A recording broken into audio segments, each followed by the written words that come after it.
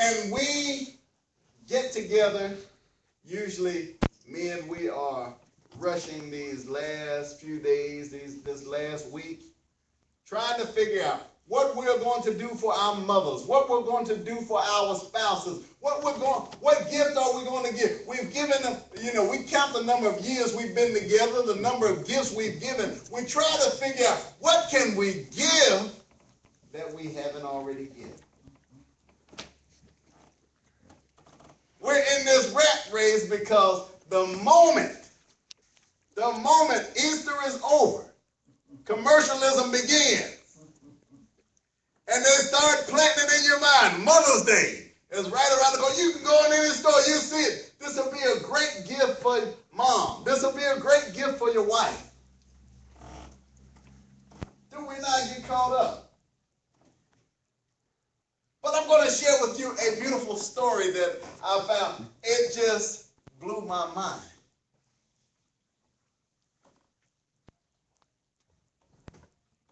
For a middle-aged man, he was cleaning out his parents' house after the father had passed away. And his mother was struggling with a bit of dementia. Some days she would be okay. Others, she wasn't. But as he was cleaning out the house, he found a half of a locket.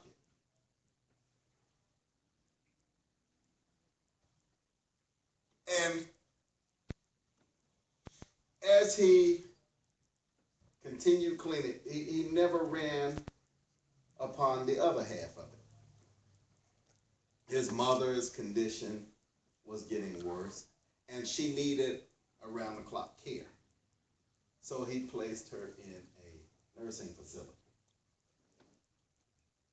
He would go and visit her every week. And upon one of his visits, when he was sitting there and talking to his mother, he was trying to make sense of the things that she said. But he noticed something in her right hand. And when he looked a little more intently, he discovered that it was the other half of the locket. So he didn't push or pry. So he knew that his father had one half and his mother had the other. Well, later on, after his mother had passed, he found out from some close family friends, and I think it was one particular friend who made the announcement during the funeral, during the acknowledgement period, that he remembered when his parents got married. And they were too poor to afford wedding bands. So, the husband gave the wife a locket. You carry one hand, I carry the other.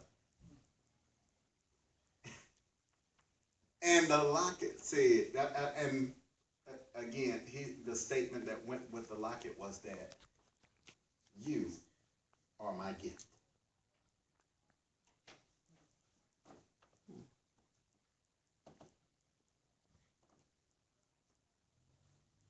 I want to place into your spirit this morning, as we are pondering Mother's Day, a virtuous woman is a beautiful gift. Amen. A beautiful gift. Now, when we look at life, we think that everything is supposed to line up perfectly. You know, we're supposed to get the right girl. We're supposed to land the right job. We're supposed to do all these things.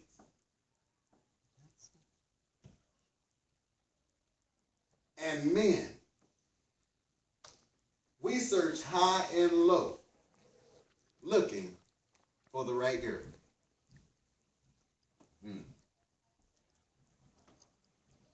Oh yeah. And so what I've come to realize is that the right girl for you might not be the right girl for me, but she's still the right girl for you. Do you understand? She is still a beautiful gift.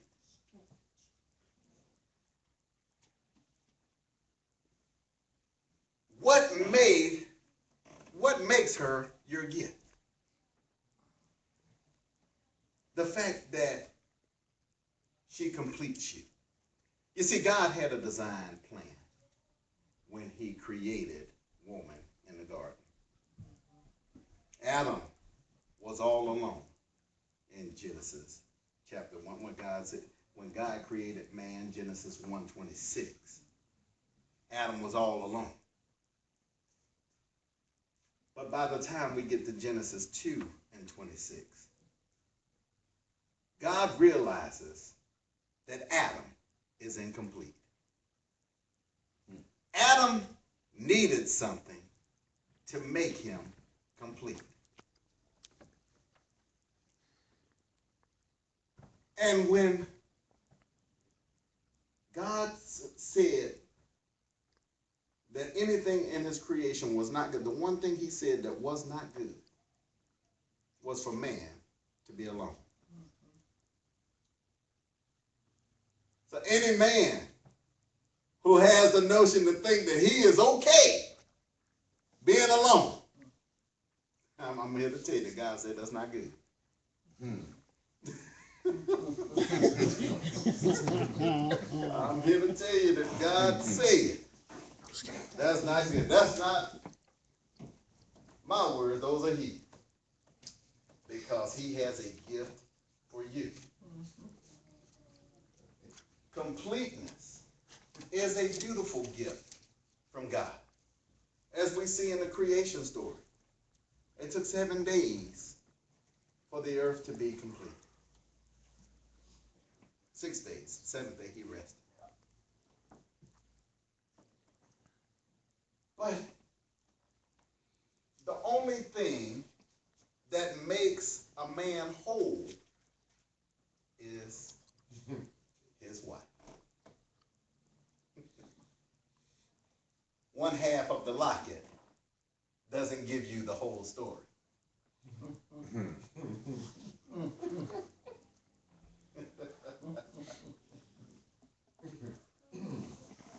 But for an individual to acknowledge his counterpart as his gift, you see, he understood something that many of us have forgotten. Women are a valued commodity, something to be treasured. You see, a virtuous woman is far more precious than rubies. How so? A virtuous woman keeps your house grounded, keeps you from spending more money, keeps you from making some very unwise decisions because you are incomplete without her. You see, women, as I've come to realize from the beginning,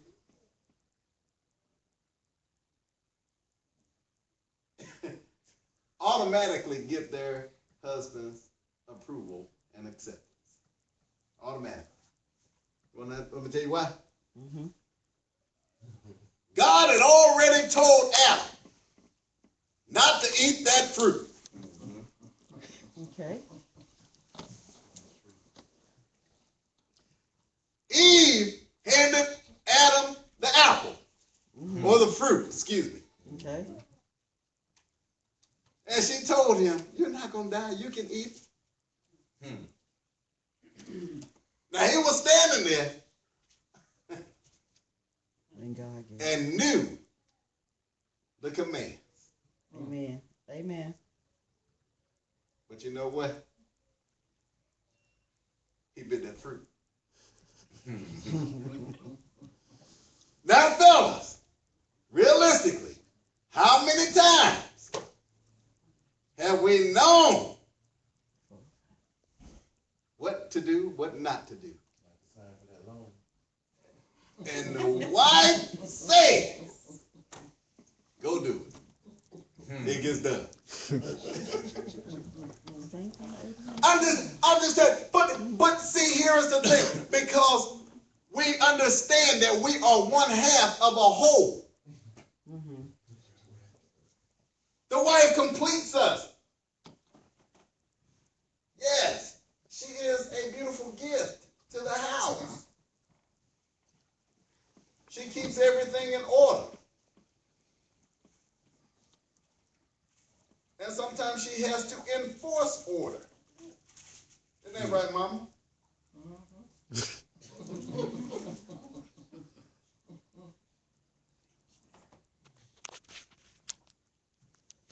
Sometimes Mama has to be both Mama and Father. Mm-hmm. You see, women are a beautiful gift, because even if they're in it all alone, they're still in it. I'm reminded of my own youth, where my mother had to raise 3 knuckleheads. Right. Too much genius. And she had to do it without the aid of a husband. Somebody else knows that feeling as well. Yes. You see, when we get to this time of year, you see, we have to be careful not to paint a picture of our perfect mothers, but to project the true value of women. Because truth be told, every mother has not always given birth. Amen. Amen. You see, we have some community leaders and helpers who have been very instrumental in the lives of so many other people. Yes. Absolutely.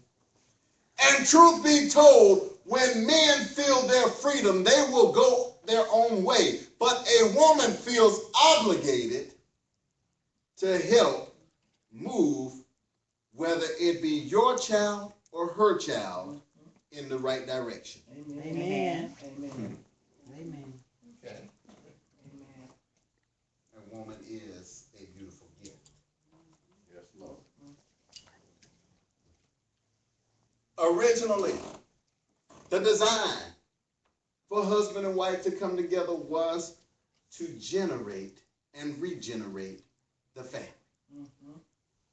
But there have been instances in the Bible as well as in history where that hasn't always worked out.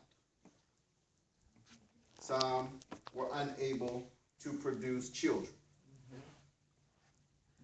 But you know that God is able. Yes, He is. I'm reminded of several biblical examples. One, a woman by the name of Sarah. Absolutely. Yeah. First of all, she was 75 years old when she found out that she was going to have a child. And did not even bat an eye. She said, I'm too old for that. But didn't later have the child until she was 90.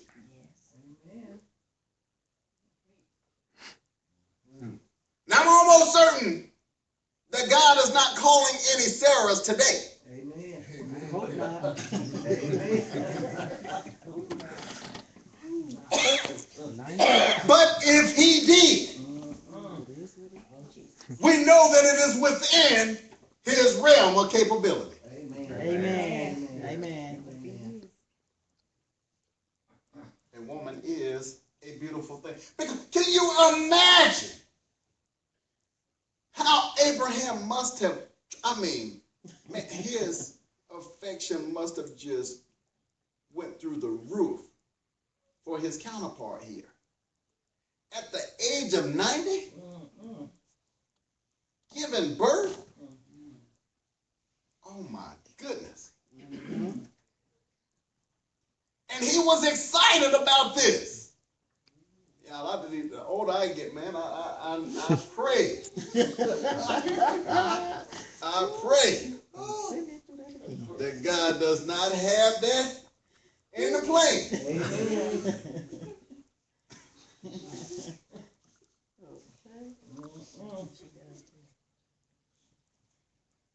But truth be told, there were some other women who helped other women move to their destiny that were not their children. One in particular, Naomi and Ruth. Ruth was Naomi's daughter-in-law. Both her husband and her daughter-in-law's husband passed away. All these women had were each other.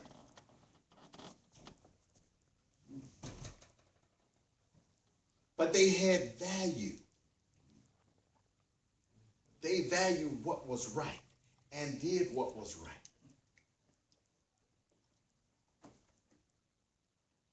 And they took care of each other. Amen. I'm telling you, it's a beautiful gift.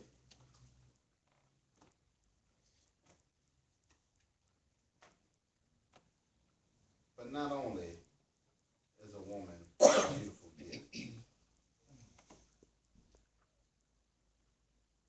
she's a gift that continues to give. For it was God's design for a woman to recreate, reproduce. She was created to bring forth life.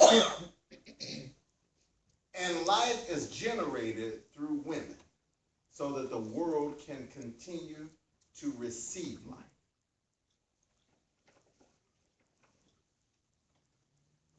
The virtue of a woman adds value to everyone's life. Now, y'all know, guys, if you get several guys together in a room, I'm not going to say several, 2 guys together in a room, are the ideals going to be virtuous? Speaking from a guy's point of view, I think not.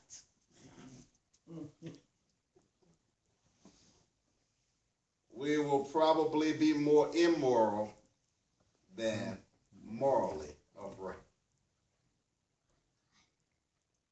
But women typically hold true to their values. Now, even the Bible gives us some examples of some immoral women. As a matter of fact, immoral women with children. But let me share with you a story about an immoral woman with a child and a twist of fate. 1 Kings chapter 3. After Solomon had asked for God's wisdom to rule his people, there were 2 women, 2 prostitutes that come in with him. One had rolled over on her child in the middle of the night and suffocated the child. She got up, she moved her child underneath the other woman who was nursing as well and swapped babies. Yes. And the other woman, when she got up the next morning, she realized that the child that was next to her was not hers. So she took this matter to the king. Now, both of these women, their lifestyle was less than virtuous.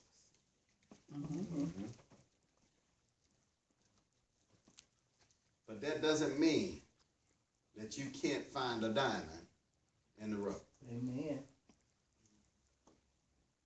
Because when Solomon decided that both of these women were laying the same claim to the same child, he said, well, we're going to use conventional wisdom here. Bring the sword. We're going to cut the baby in half. Give one half to her, give one half to the other. But the mother of the child said, no, please, do not kill this child. Give the child to her so that the child can live. But the other woman, no, cut the baby in half. You see, Solomon knew that this woman had to be the mother because she was willing to forego losing her child in order to save. We all have a tale of two different mothers, and we can't really fairly say that this other woman would have been a bad mother. Amen. Because we don't know all the ins and outs of what took place with these young women. And it may have been that she was angry with God for losing a child. How many of you know women who have been angry with God after losing a child? Amen. There may have been some tension between her and the other woman to begin with. We can't say that this would have been a terrible mother and this one would have been a great mother, because we often do those things. We categorize people based on our own view of what things should look like. But every woman, as God has created, has the opportunity and the ability to be